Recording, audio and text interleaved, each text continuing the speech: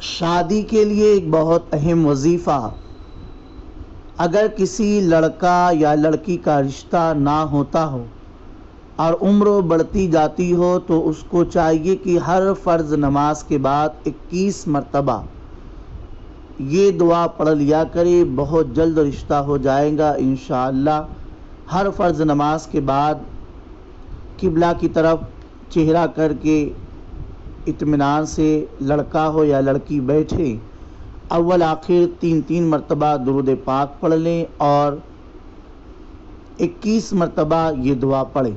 دعا اسکرین پر بھی ہے، یہ سورۃ الانبیاء آیت نمبر 89 ہے۔ ربی لا تذرنی فردا وانت خیر الوارثین۔